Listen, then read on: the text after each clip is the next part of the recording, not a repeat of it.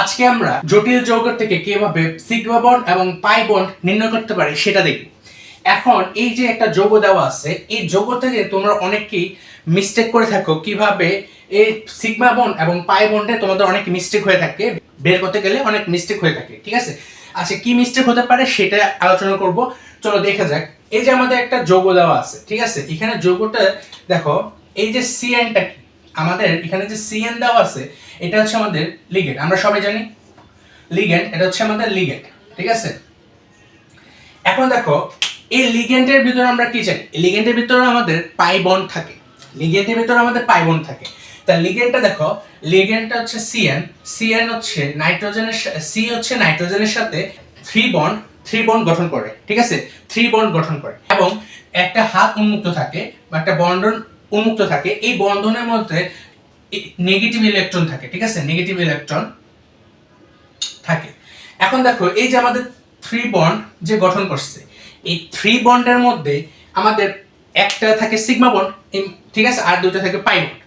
Three বন্ডের মধ্যে একটা থাকে সিগমা বন্ড, দুটো থাকে পাই বন্ড। আমরা এটা লিখবো। এখানে আমাদের সিগমা বন্ড থাকে একটা এবং পাই বন্ড থাকে হচ্ছে আমাদের কতটা? দুটা, ঠিক আছে? একটু বুঝছো আশা করি। এখন দেখো, আমাদের এখানে সিএন বা লিগেন্ড কয়টা আছে? আছে 6টা।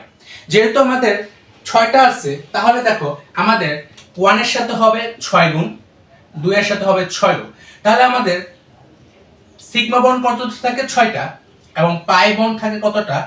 12টা, ঠিক আছে? অনেকে মনে করতে পারো এইটুকু শেষ।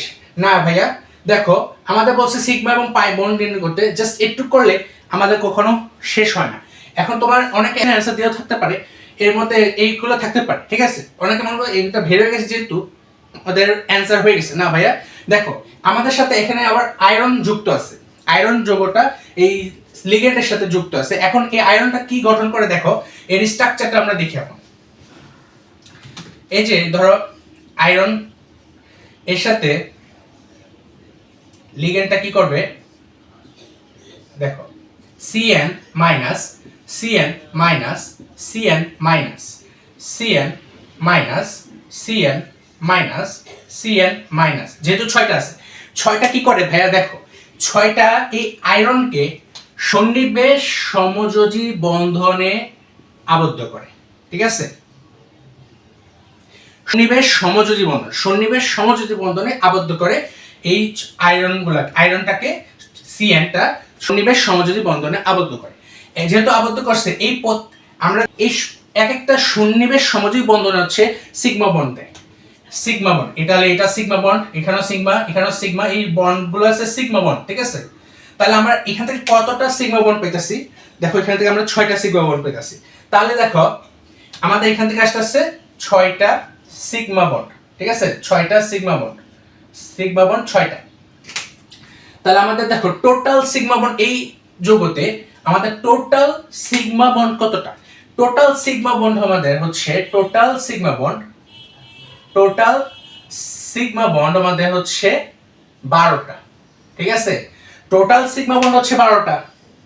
তারপর আয়রন এখানে পাই বন্ধন আমরা পাইছি 12টা, তাহলে আমাদের 12টা সিগমা বন্ড এবং 12টা পাই বন্ড আছে। এখন অনেকে বলতে পারো ভাইয়া এইখানে K4 এর কাজটা কি?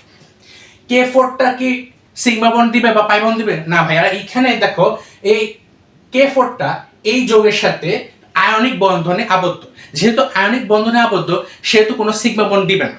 আশা করি বুঝছো। তাহলে আমাদের টোটাল থেকে কতটা? 12টা সিগমা বন্ড, 12টা পাই বন্ড। আশা করি বুঝছো।